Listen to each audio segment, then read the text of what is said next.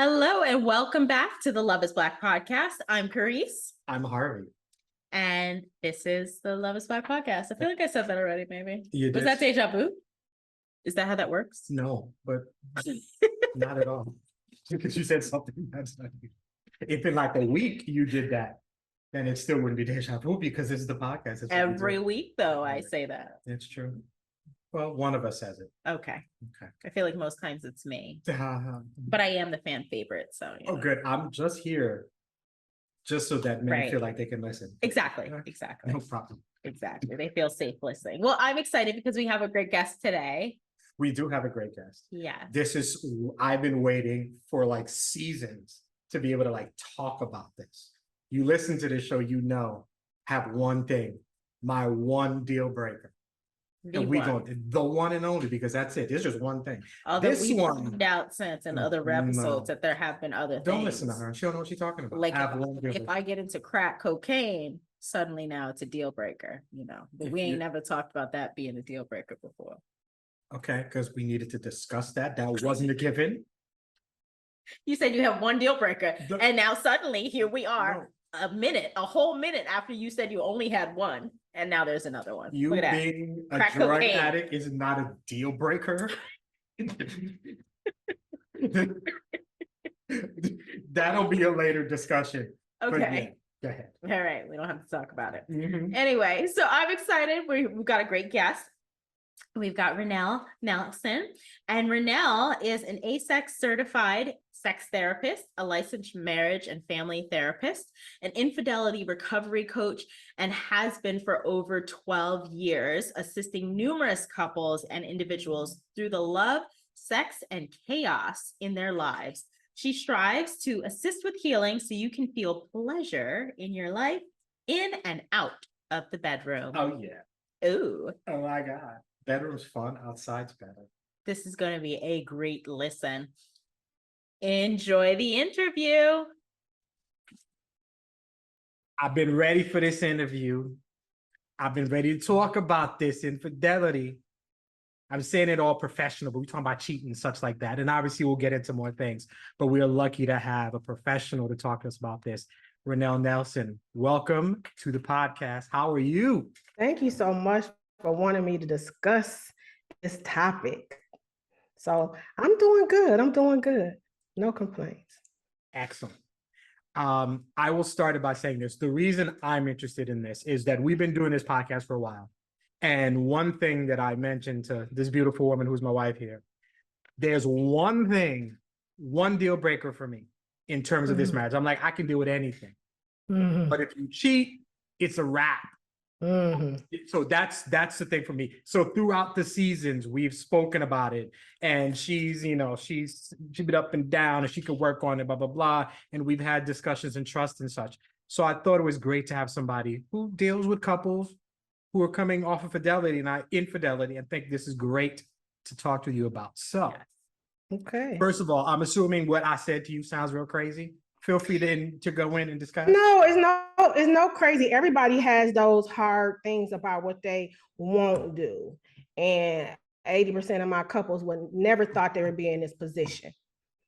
But as we know, is different kinds of betrayal and is different kinds of affairs. And I'm seeing a mixture of men and women who go outside the relationship. So it's good to have a conversation about it, because so many times we talk about what we don't want, but we don't talk about how to prevent it. That is the key. I just recently came off of a girls' trip, and most of the girls there were single and a little bit jaded, and they felt like monogamy or the idea or concept of it is just a foregone thing, is that you can almost anticipate some form of infidelity if you're in a relationship. I would love to know your take on that, because I kind of felt like that was maybe a little bit extreme. Yeah. I just notice a lot of people have those different views, and I don't try to argue with them about them. I'll just try to reframe, because I have been afforded the opportunity to work with people in different lifestyles, and people in poly lifestyles cheat, people in open relationships cheat, people who got contracts break them. So it's really determined about what you feel, what it is, and it's just what can I say, being proactive about it. And like you said, a lot of people are jaded and they're mad at love, not at the person. And I think that we need to separate that, because we put so much on love. And if you put that much on love, it's always going to let you down, because really you don't understand yourself. Right? You don't understand yourself. And I am a sex geek and an infidelity recovery geek. So I do this like more than normal, because I try to tell people, like, if I can't get it, you can't. But let me give you the tools so you can better understand. Right. Okay. Okay. All right. All right. Well, then let's take a step back here. So what have you seen are the causes of infidelity in a relationship? So I'm going to go with the educated one, right? I'm going to go with I'm going to go with the one that I want people to understand. It comes from not understanding the sense of self, of not getting the internal need met, becoming a need and want, looking for something that inside yourself that you depending on your partner to do it. Sometimes cheat because they want to, exploration, right? Really, I'm seeing more of split self. I'm here, I got the perfect marriage, but I can get a freak over here. And really, and you probably know this one, the Madonna horror complex, right? Where I can't see you in that way, and I don't want to see you that way, so let me just go over here. A lot of compartmentalization. It's variety. And that's why I always tell people, and people say it can never happen to me, everything. It's no cookie cutter approach to affair. You know, we start off with the 7-1, now it's 10, it can go on and on. So I see a variety of different ones, and that's why I consider myself more eclectic, because I can't have this one approach to an affair. We can talk about really the context, but the content always want to change. Ooh, I like that. I like that. So it's more of an internal, maybe self thing, because I feel like the partner who was betrayed sometimes feels like there was some lack that was there on their part. But from what I hear from you, that it's really like a self thing, something within yourself for the person. I go to the self thing, because no matter what the relationship, can nobody pull or push you into an affair. Affair is a selfish act, and you have to make the decisions.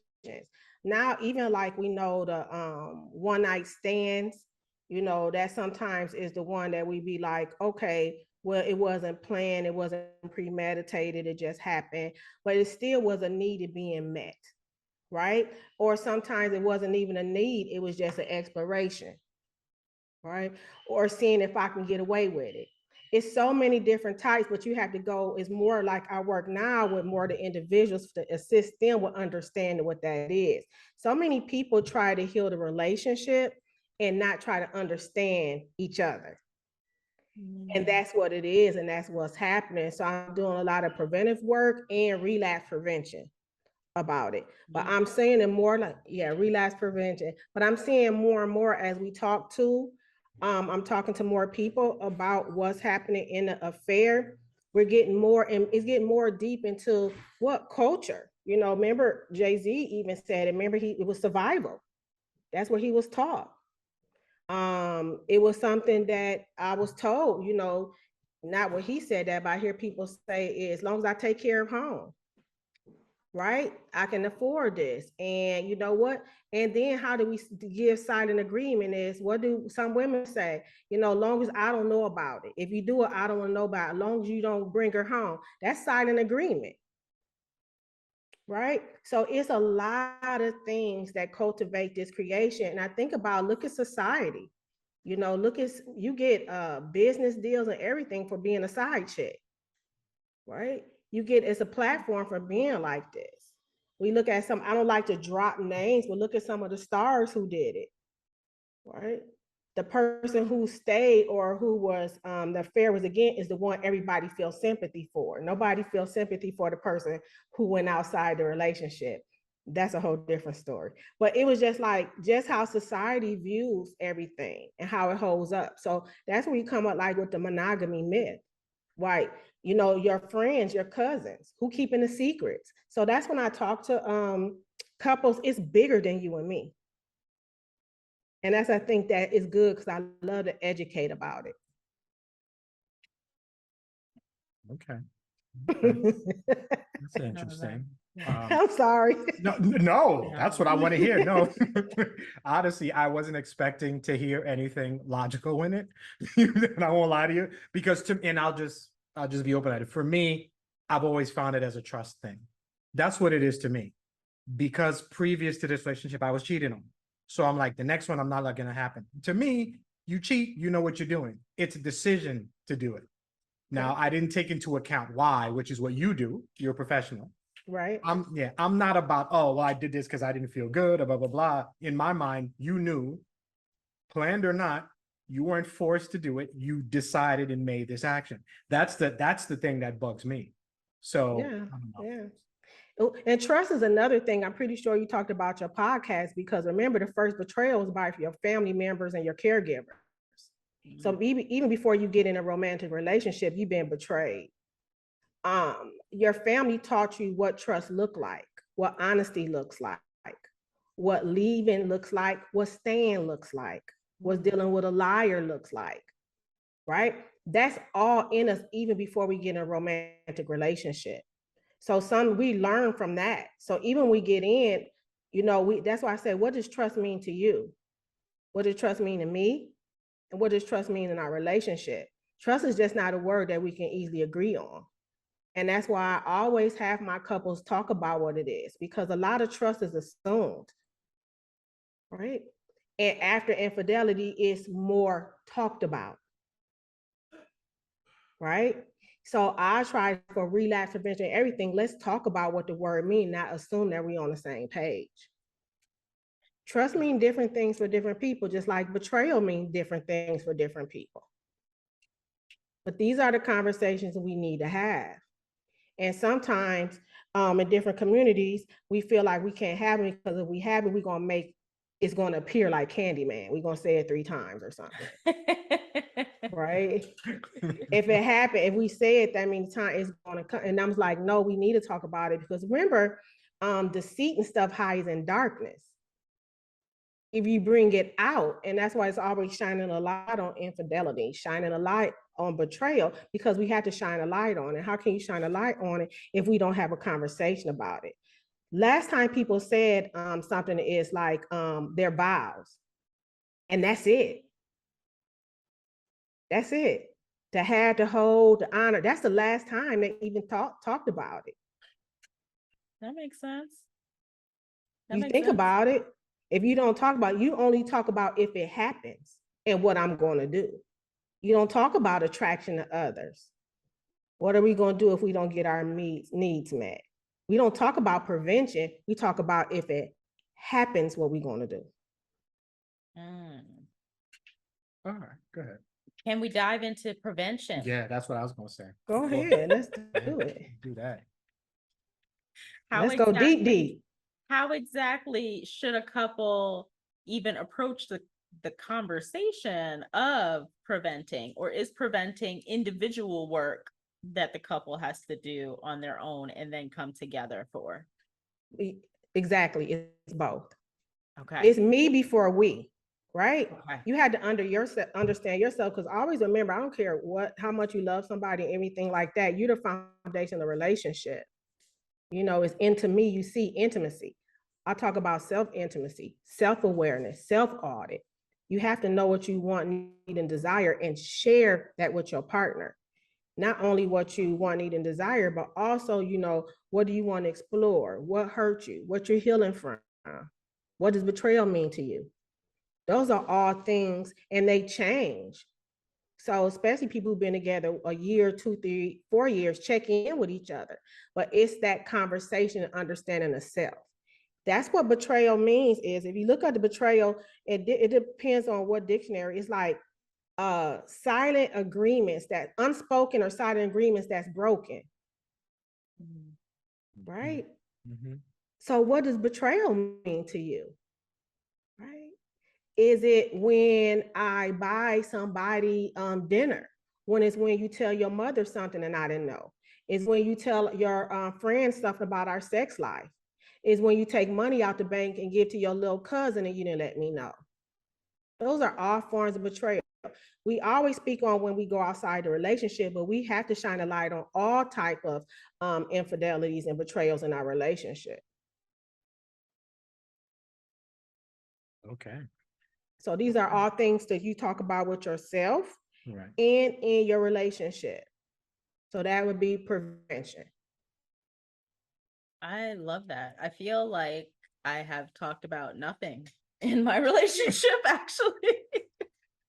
That's what I feel like. What have we been talking about? The weather or something for like 14 For years? 14 years, we ain't said a damn thing. Right. Well, So I just keep thinking about all these things. I'm like, as you're saying that, I'm like, have we had these conversations? Like these conversations. I mean, I hear you. I hear this. My thing is, I can't get away from the fact that no matter what has happened in the past, what betrayal, and we've all dealt with it, we all have trauma growing up. I feel that the actual, if it's a physical thing, at that moment when you decide to do it, that's where that's the issue I have. No matter what happened, are you saying that all these things that have happened to a person, all of a sudden when the moment comes and they can decide not to do it, they can't control themselves and they do it? If you look into, if you think about anything far as depending on who you talk about, betrayal, it's called like an affair fault. An affair is a self-seeking behavior. You ever been goal orientated trying to get a nut out? You ain't thinking about the kids, the dishes, or anything. You just trying to get that nut. If you try to like win in a race, you ain't thinking about nothing but that goal. That's what affair is. I'm chasing my goal. It's goal orientated behavior, goal seeking behavior. So sometimes we be in there and be like, what about the family? What about this? I wasn't thinking about that. And if you that's why I think it's so good that you understand the human brain. When you get in self-survival, you only thinking about you, baby. And that's why when you come down, you be like, damn, I don't remember I did all that. So that's when we talk about and like, did you think about this? Did you think about that? They can't remember details or nothing because they were in the fog. One thing about me, I'm not justifying it. I'm just giving you the education about it. Right. And that's one thing I try to tell people. You can't fight science. Right. So you can say, you like, some people say, I don't understand. Like, it's okay to understand, but what can you give a little bit understanding, have a little space enough just that you don't have to agree or understand, but I just don't want you to get stuck on it. Because that's what happened sometimes with the hurt partner. They don't understand, and because they don't understand, they can't move forward. Right. So I work with them too. I'm like, okay, I understand, but this understanding stopping you from progress because we don't understand the world, but we still live in it. What do you feel like you can do enough to not feel so powerless? And when I talk to the hurt partner, a lot of times the hurt partner don't feel powerless in the affair, so they want to take all the power back. So they want to know this, they want to know this, they want to know this, and you can't do this and it because they feel powerful again, and they have to understand everything. And they can't understand it and just keep it stuck. I'm like, you gotta let it go. You're not gonna be able to understand it. It's not your shit. It's not your shit. They decided to do it. They chose this. Let them figure it out. You figure out what you're gonna do. What do you need to heal? If you're gonna stay or if you should go, right? And that's what I'm finding out more of.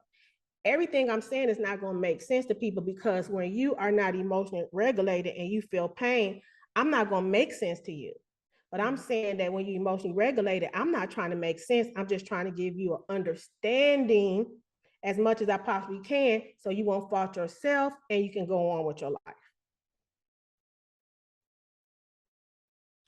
Wow. I like it. You had mentioned before relapse prevention. Mm-hmm. And that really stuck with me. Is that a thing that you find you often have to talk to couples about, or in some situations, does it seem like there's enough hurt or betrayal that in and of itself kind of prevents any future activity or No, infidelity? because people betray and have multiple affairs. right? So it's something that, because we talk about what we heal the relationship, we don't heal ourselves, right? So it's gonna come again. So, you know, the person who went outside, I never do it again. Do what again? Right? That's relapse prevention. What did you do? Well, what happened?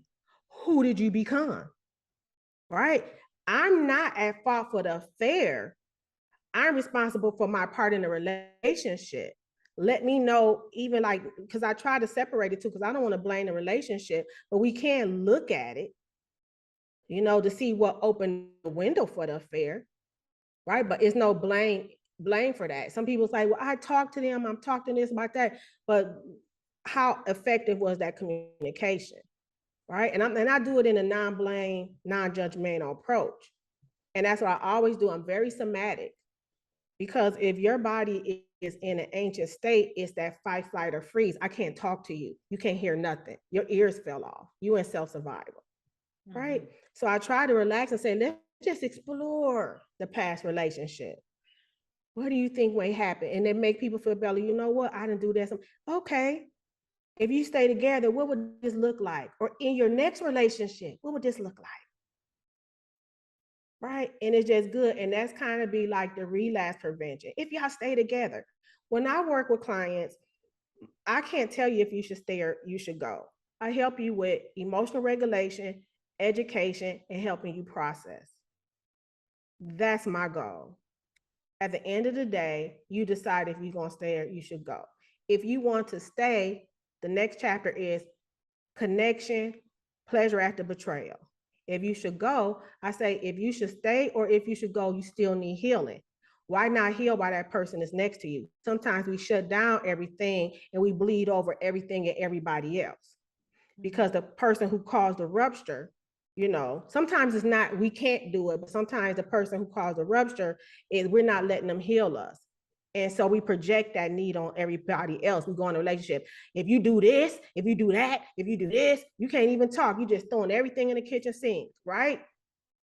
Because you projecting that betrayal and hurt instead of just having a conversation. So that's relapse prevention. Okay. I like that. What do you, I'm trying to imagine.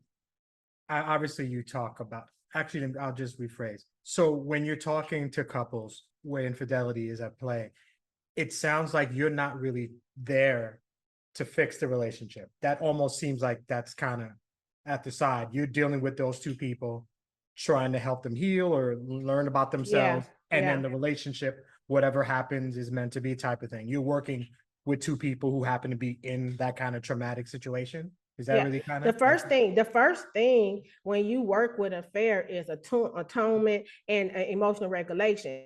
You can't hear them. You can't hear me. You only want to know what, why, when, who knows, what, everything. You're in a survival state. You're in a traumatic stance. Your world has just been shattered. The first thing is just to try to get you to breathe, for self-care, to find your ears again, find your bearings, right? That's the first thing.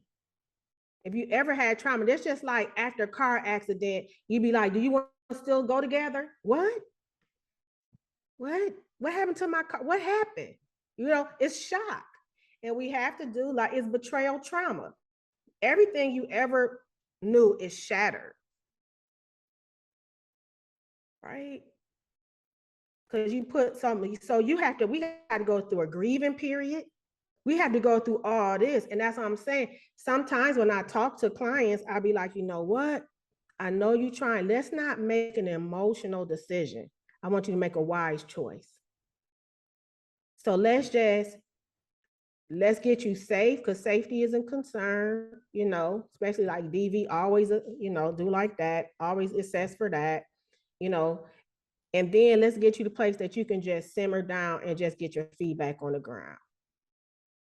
Right? It's nothing need to be. And then as we do that, we can start building up. Then when we do, I said, let's put a pin in a relationship. It's hard to work on healing if you think about should you stay or you should go.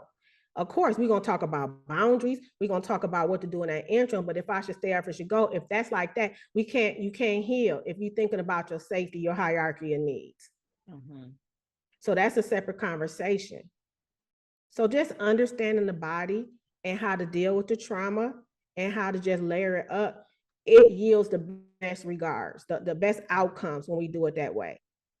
I have people who come to me when they first find out to people who still suffering from 3 years ago. And they never emotionally regulated and they still in that fight or flight stance. So we have to go back and just relax because your body going to survival.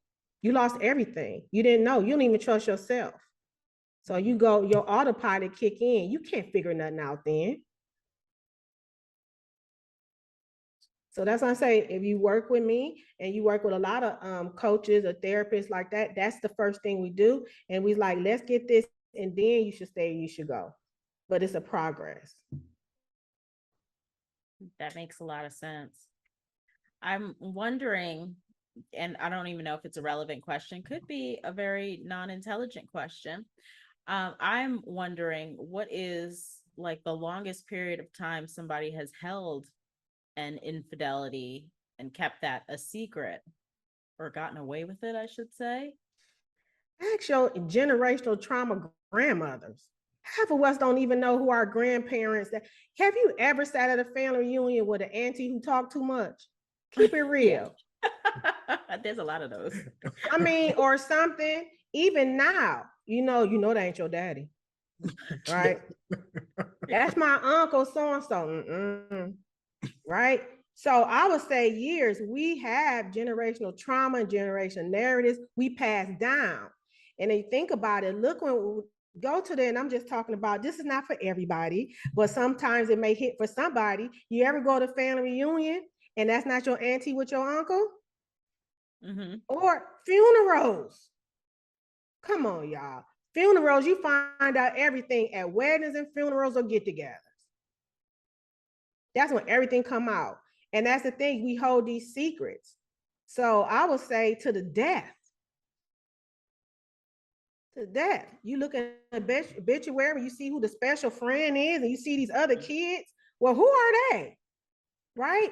And I'm not being funny. This is real. That people go me this. You got people my age and older be like, man, I didn't even know that was my daddy. And he lived down the street.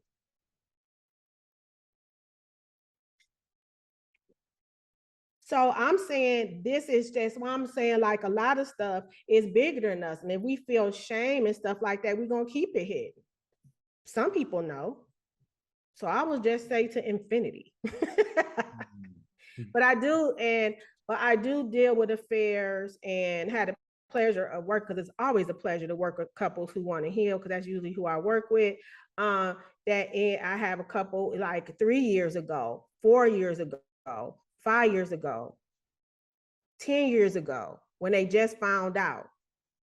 And it's like D-Day. Remember, the body remembers trauma. So it's like it's fresh because they never resolved it.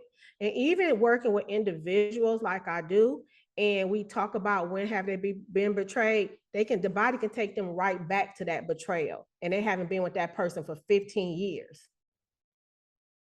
But they still projecting that onto their partner.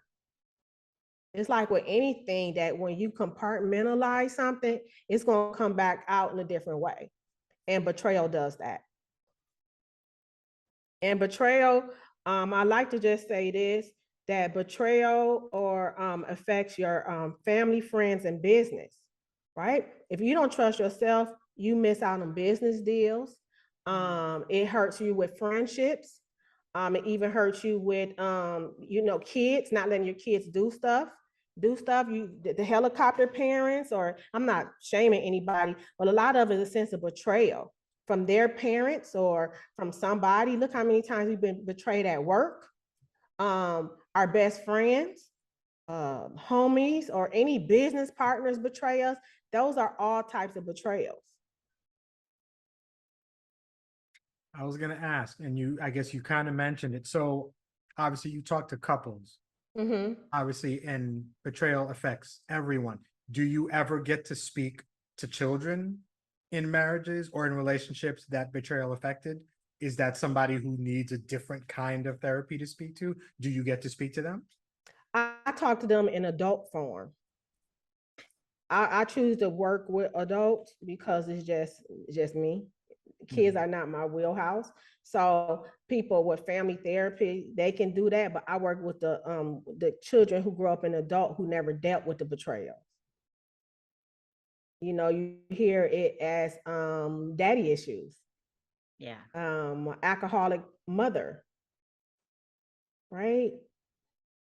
Um, going up abuse, you know, because remember, it's a silent agreement. You were supposed to love me and you didn't. What is marriage? What is relationships? We grieve these relationships that we thought we had. That's betrayal. Affairs are a type of betrayal. Affairs are really what, you know, going outside relationship. Really, if you look up at affairs, it's sex. You know, so that's when it's like when hard to talk about, not hard to talk about when we talk about porn or we talking about emotional affairs. Just because it's not sex doesn't mean it don't hit hard. Because it was a silent agreement. You only supposed to be attracted to me. Right? Nobody else titties, my titties, right? Or you can look at the titties, just don't pay for the titties, right? I'm finding that more and more out when we talk about that. Like I can go on Pornhub, but if I go into her OnlyFans, that's betrayal, right? So I'm saying that's why we need to talk about it.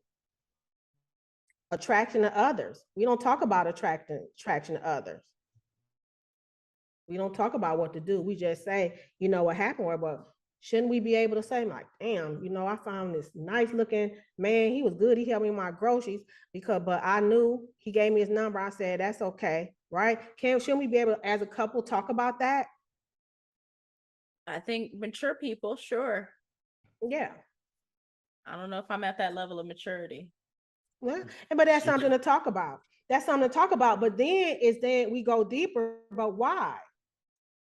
But why? Because that means that I got to fulfill your every need. And just because we in love don't mean your eyeballs roll out. Right. And it's okay because I want to be able to talk about attraction to others, fantasy, and everything. I'm attracted to somebody don't mean I want them. We attracted to shoes, hair, fashion. We look at people at the gym, everything, being able to talk about it. And that's when we talk about healing from infidelity and everything, that honesty and transparency. But do we really know what that means? Okay. Mm. Okay. Clearly, this is a deeper, much deeper issue. Oh, we're gonna go deep, baby. Oh, do you deal with couples differently? So I guess the physical betrayal versus that emotional cheating type of thing. Is there different ways of dealing with people when you have those two kind of separate things that happen? You know what? I would just with that, I feel like with my knowledge of thing, I treat the first thing is still that emotional regulation. I can't talk to you, so it probably get to the point because our questions are changed different. Like we worried about, you know, STDs, pregnancy. Another thing when we talk about not as far as the details of, you know, what position, everything, the bigger one like STDs, you know, is anybody I should know, anybody knows about this other than me. That's the whole thing. Who knows? That's bigger than an affair. If you did it somewhere in China, but who knows here? Then the next is anybody I know. Right? That's the thing is, it was like that. And then it's just like basically, you know, did you spend money? Did you spend my money? So we have all these things that we talk about, and it's different from the emotion. And talking based on the different people, some people say emotions are harder because you had chemicals. You know, this person made you feel good. This person penetrated your mind, right? It wasn't just like paid sex, you in and out, and y'all did a couple of positions. This person got to the depths of you. Based on the person, you know, some people think emotional is deeper than that, than a physical one. So I go based on what they present to me because, I can't determine what their trauma is. And I'll be like, oh, girl, he was just texting somebody. But did you see the text? Right? Right. He never said this to me. Right. So I don't come that way because that's trauma for them. And one thing you have to validate, you have to see, you have to share, and you want to hear their story. Because that's what when you get hurt, you want your partner to hear how they hurt you.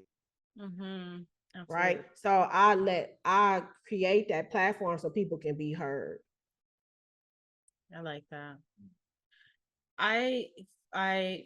Well, I don't know if it's a saying, but I was gonna say I've heard that really walking away after infidelity is the easy thing. The difficult thing is staying in and to put the work in. But it sounds like in talking to you that either way, whether you're going to stay in the relationship or leave, you have a trauma now to deal with. And so either way, you're going through some hard work because you're going to need to work through that, even if you're not going to maintain that relationship. Yep. Choose your heart. I work with couples, and even if they choose, like, I don't know if I can deal with this, I'll be like, okay, but deal with it long enough that they can heal that rupture they caused. How about that?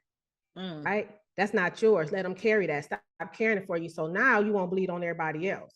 It's bandaged and it's healed. Now you can go and say, you know what? Their indiscretions didn't make me. That's what I'm trying to stop. Those women that's jaded, they felt sometimes all relationships can or should be saved. Understand that.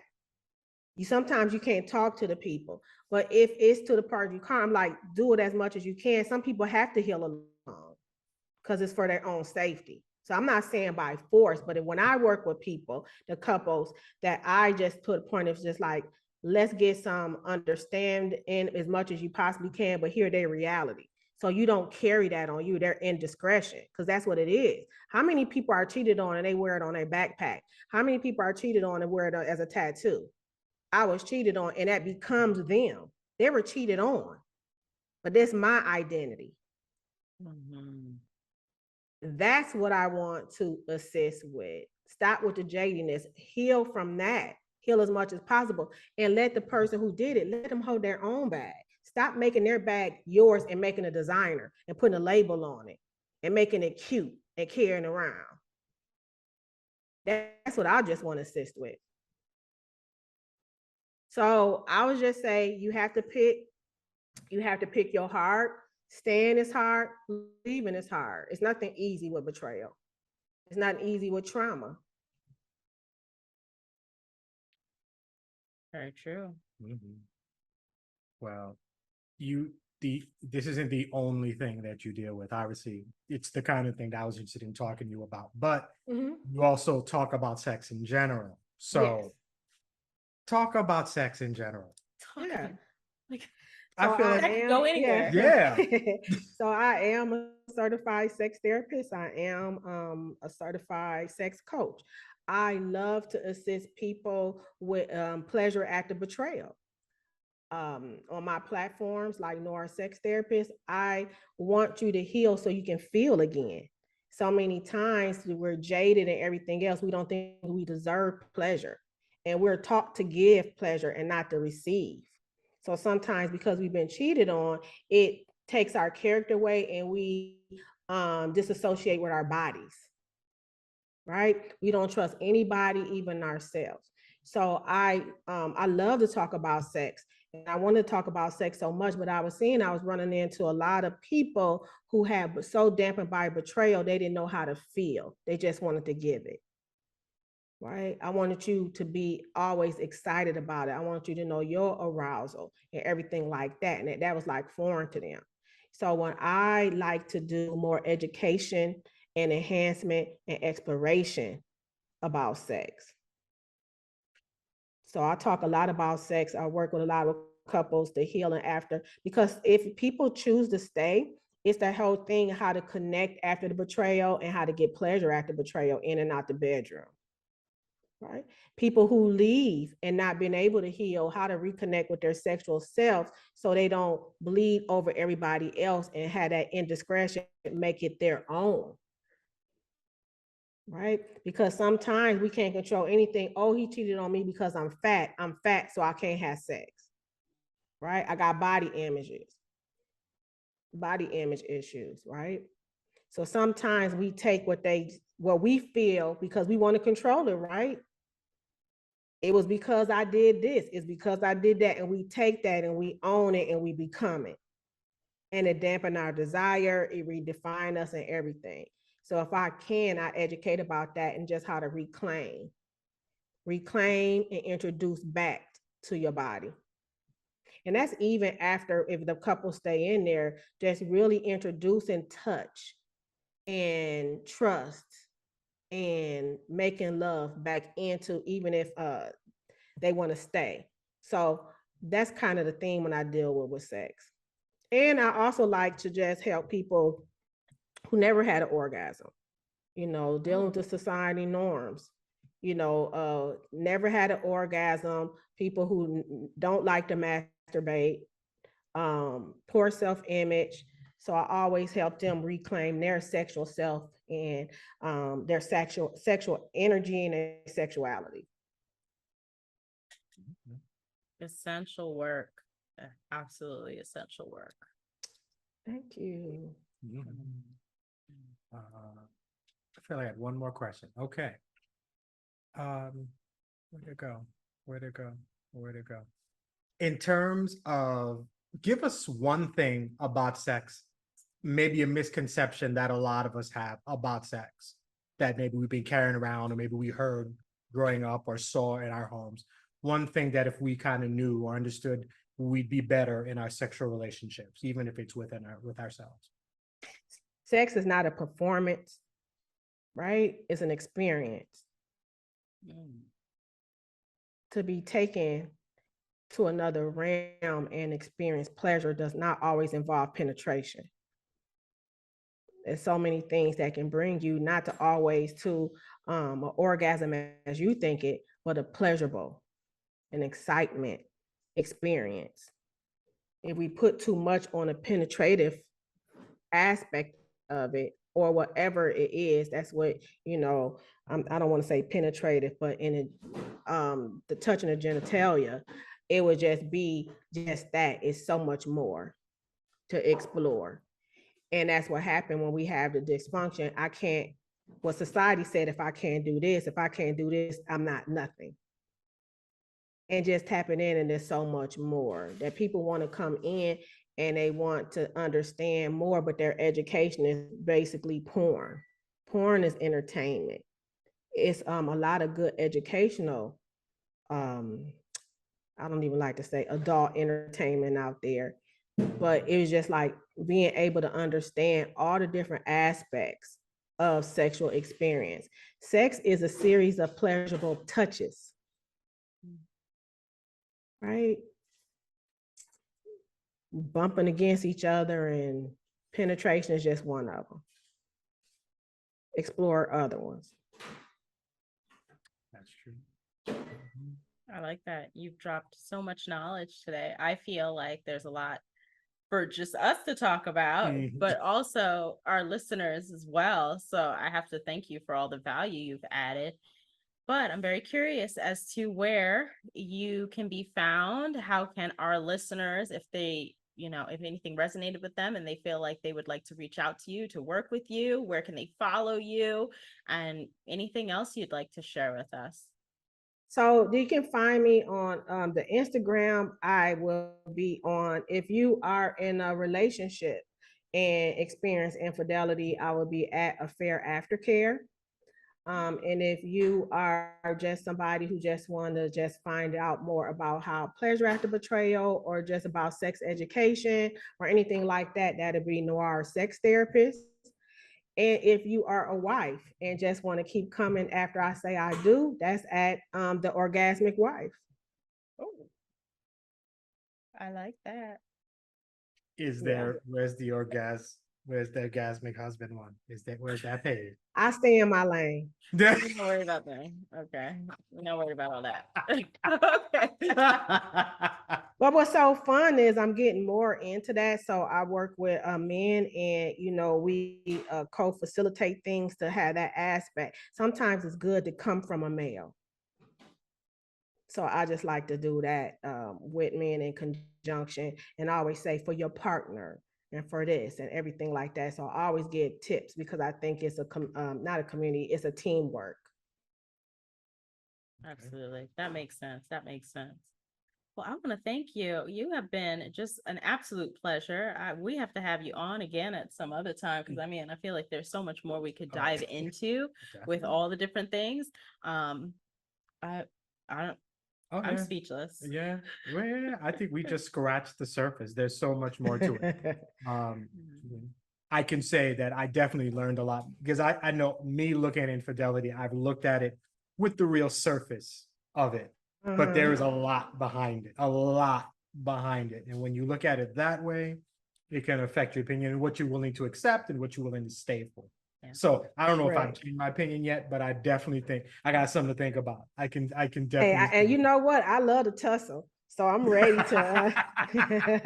Round 2, we coming back. Yeah, I'm ready to, because I think it is good because I like I'm the expert of theory, not the expert of your life, right? So you're the expert, not just like doing an education. I tell you a way, the way. So even if it's like that, I'm just bumping into your environment, and even if we choose and we don't agree, we can just understand each other reality. That's the whole key to relationships anyway. We can do that without arguing and disagreement, everything. That's what I want to teach my couples. I mimic what I want you to do in your relationship. I love it. I love it. I love it. I'm sold. Yes. I'm sold. Well, like Carrie said, thank you so very much for giving us of your time. You have, think you've sparked some conversation I'm about to have with my wife. Hey, I'm a conversation instigator. I like to start shit. Conversation instigator. Hashtag. I love to start shit. I love to start shit. I love it. And hopefully I come back because my planners are coming out. I have the couples pleasure agenda, and then I have the pleasure agenda, pleasure after betrayal. So those planners will be dropping, and I would love to share that with your listeners and give them a code and everything. I probably can circle back and do that because I think it's the system and the journey, and it's just me in a book. Absolutely. Oh, let us know. We would love it. Absolutely. Anytime at all. Anytime at all. Definitely send that off. Yeah, if we can get that, we could talk about it. I'll be hitting you up soon. Cool. Yes. About pre-sales about to start November 1st. That's what's Fantastic. up. All right. Yes. So we'll definitely be in touch and absolutely do that very shortly. Thank you so much again for letting me share and just shine a light on betrayal and everything else. Absolutely. Anytime. I think we've definitely learned a lot, and we've absolutely come to the conclusion that love is reclamation. Ooh, look at you with the big words. I'm telling you. I love a woman who's had a college degree. Go ahead, girl. Reclamation. That's a rousing language. I know, it's a big one. Love is many things. But this good love is Black.